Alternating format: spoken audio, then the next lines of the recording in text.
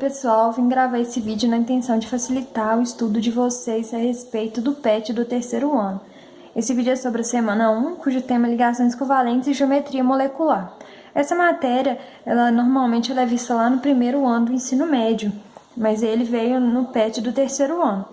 Então, já que ele está aí, vamos estudar ele. O que é uma ligação covalente?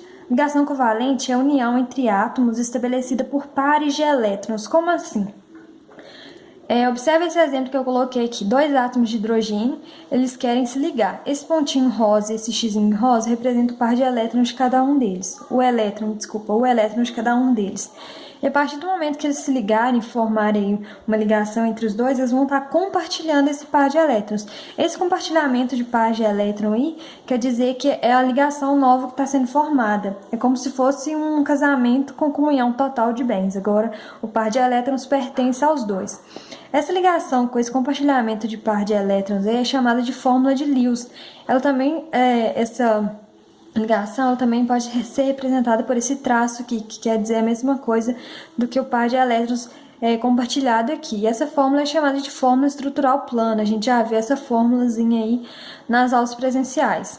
E a gente pode simplificar essa ligação representando a molécula desse jeito, que é a nossa chamada fórmula molecular. No tema de geometria molecular, para a gente prever a geometria de uma molécula, como que os átomos estão distribuídos no espaço, a gente precisa usar essa fórmulazinha de Lewis. Como que a gente vai fazer essa fórmula de Lewis? No primeiro foi bem facinho, mas aí a gente separei alguns passos que é bom a gente seguir para facilitar a hora de fazer a fórmula de Lewis. Às vezes vocês não estão lembrados dessa matéria. O primeiro passo é contar os elétrons de valência. O que é elétrons de valência? Eles são mais comumente chamados como elétrons da última camada eletrônica, da camada eletrônica mais externa, camada de valência. Tudo isso quer dizer a mesma coisa. Eu tenho um exemplo aqui, o hidrogênio. Quando a gente vai lá na tabela periódica, o número atômico do hidrogênio é 1.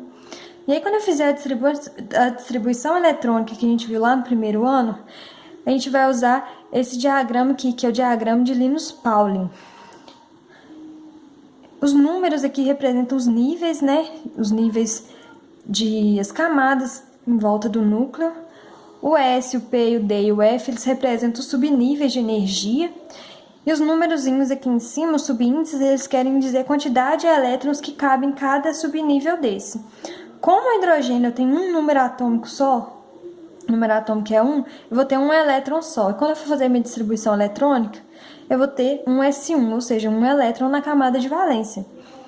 Já o cloro aqui do meu exemplo do HCl, o número atômico dele é 17, ou seja, eu vou ter que distribuir 17 elétrons aqui. Eu percorro esse caminho que eu marquei com as setinhas e com as linhas pontilhadas aqui.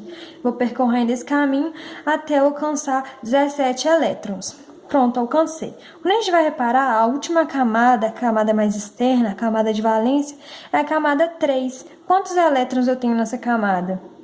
2 mais 5. Então, eu tenho 7 elétrons na última camada, minha camada de valência.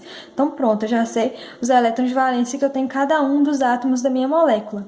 O segundo passo é desenhar a estrutura. Por exemplo, eu tenho aqui o hidrogênio e o cloro.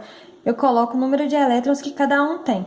Primeiro aqui, ó, se a gente cobrir aqui o hidrogênio, eu coloquei o parzinho de elétrons dele aqui, e aqui no cloro eu coloquei seus 7 elétrons aqui. Esse par de elétrons aqui vai ser compartilhado, formando uma nova ligação. Beleza? E aí eles ficam um do ladinho um do outro, formando uma ligação, uma geometria linear. Não tem como eles se ligarem de outra forma. O terceiro passo é satisfazer a regra do octeto. O que é a regra do octeto? A regra do octeto, ela diz que para um átomo adquirir estabilidade, ele tem que ter 8 elétrons na última camada eletrônica, na camada mais externa. Ou seja, eu tenho que contar os elétrons aqui de cada um dos átomos da minha molécula. Se eles estiverem com 8, quer dizer que a molécula está estável. No caso do hidrogênio, ele se estabiliza com 2 elétrons na última camada aí. E aí, no fim das contas, vão ter essa geometria aqui, geometria linear. Eu trouxe um exemplo aqui que é o CO2. Como que a gente vai saber a geometria aí do CO2? A gente vai olhar, né, como a gente fez os passos anteriores, quantos elétrons cada um desses átomos tem na camada de valência. Se eu for olhar lá pela minha tabela periódica, fazer a distribuição eletrônica, eu sei que o carbono ele tem 4 elétrons na última camada e o oxigênio tem 6 elétrons. E aí eu vou colocar meus átomos dispostos aqui. Vocês podem estar se perguntando por que o carbono tem que ficar no meio. Geralmente, o átomo que está em menor quantidade, ele fica no centro da molécula. Então, eu coloquei meu carbono aqui. E aí, vou colocar os seus 4 elétrons. 1, 2, 3, 4. E aí, eu coloco os oxigênios que restaram e coloco cada um deles 6 elétrons. No final das contas, quando eu for olhar se eles estão seguindo a regra do octeto, eles realmente estão seguindo. 1, 2, 3, 4, 5, 6, 7, 8.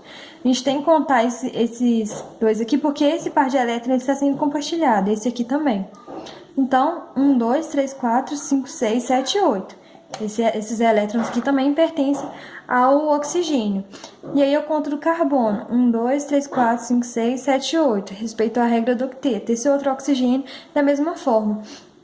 E aí eles vão estar se ligados em geometria linear, que é a única forma que eles poderiam estar se ligando aí. Agora eu tenho aqui o BF3. Vou olhar do mesmo jeito. Quantos elétrons eu tenho na última camada? O boro eu tenho 3. O flúor eu tenho 7. Como o boro está em menor quantidade, eu coloco ele no centro da minha molécula. E coloquei seus 3 elétrons aqui. Depois eu coloquei os flúors. Por que eu coloquei nessa posição? Como esses átomos aí são todos iguais e são eletronegativos, eles estão se repelindo o tempo todo. Então, eles têm que estar ao máximo distantes do outro. Vou tentar mostrar para vocês aqui uma representação. Por exemplo, imagine que essa cenoura, isso é uma cenoura. Eu peguei para ficar mais didático, para vocês conseguirem visualizar melhor. Ela vai ser o boro. E as pontinhas de cada palito desse vai ser o flúor. Essa é a maneira que esses átomos eles ficam mais distantes um do outro, tá vendo? Eu não poderia colocar ele aqui, esse aqui, porque eles vão estar repelindo esses dois, então a ligação ela vai ficar assim, ela vai estar empurrando de maneira que fique da seguinte forma. E aí depois eu posso fazer minha ligação colocando o traço, né, no lugar do compartilhamento do par de elétrons, e eu vou ter essa geometria aqui. Essa geometria ela é chamada de geometria trigonal plana. Agora a gente tem o próximo exemplo, é a água, que é um exemplo bem clássico. O hidrogênio a gente sabe que tem 1 elétron na última camada, o oxigênio tem 6.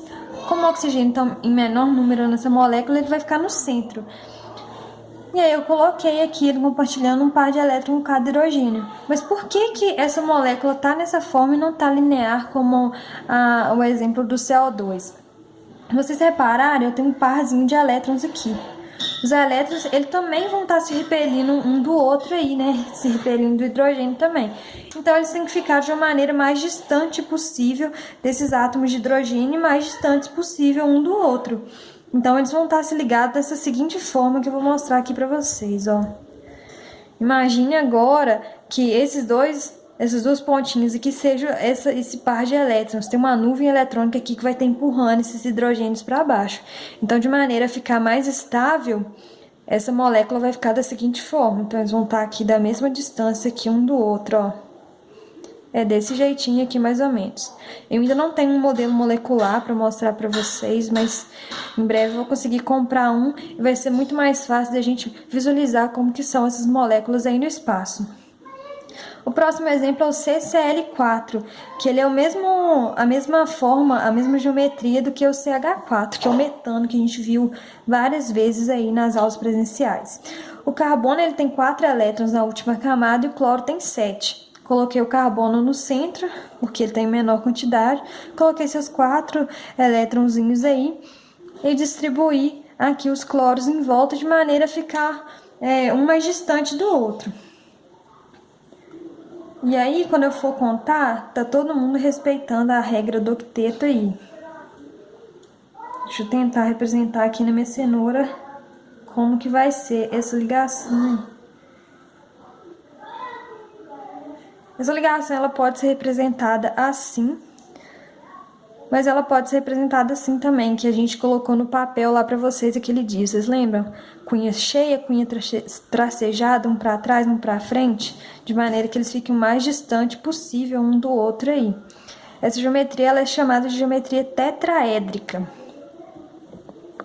Ela forma, se eu for riscar aqui para vocês, ó, ela forma um tetraedro aí, ó, quase uma pirâmidezinha.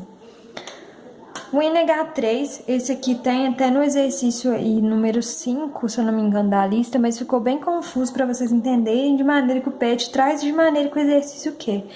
Mas é porque essa geometria ela pode ser de duas formas. Aqui, ó, eu tenho que o nitrogênio tem 5 elétrons na camada de valência e o hidrogênio tem 1. Eu vou compartilhar aqui meus pares de elétrons e vai sobrar aqui um par de elétrons sozinho. O que esse par de elétrons ele vai fazer? Ele vai empurrar os meus hidrogênios aí para trás, ó. Vou tentar representar na minha cenoura aqui.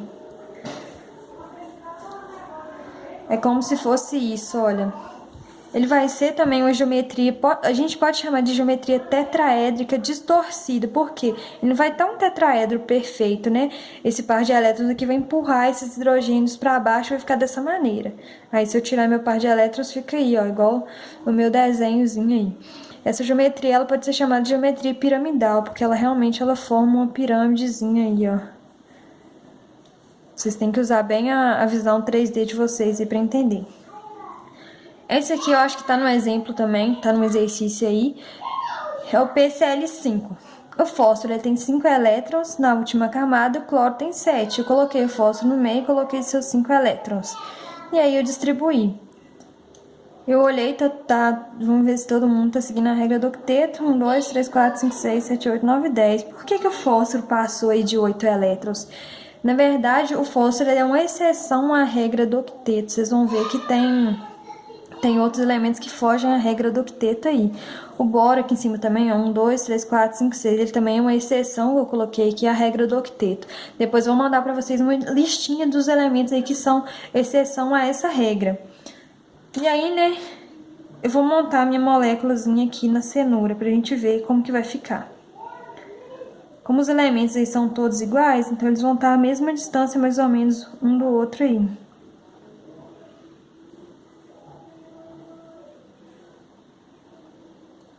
Vamos ver como é que vai ficar aqui, ó.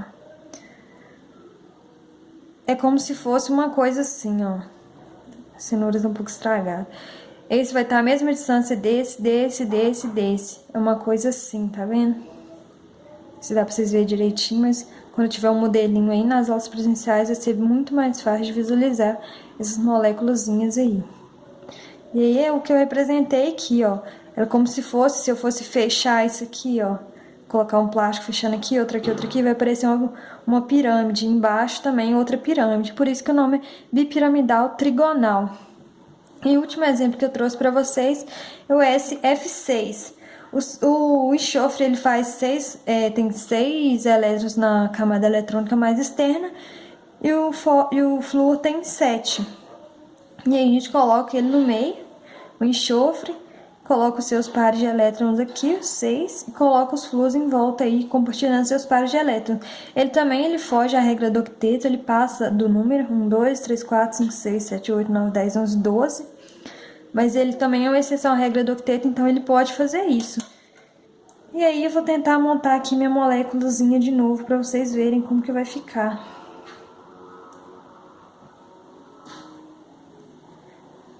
Como os elementos aqui são todos iguais também, eles vão ficar mais ou menos a mesma distância um do outro, ó. Vai ficar da seguinte forma. Entendeu?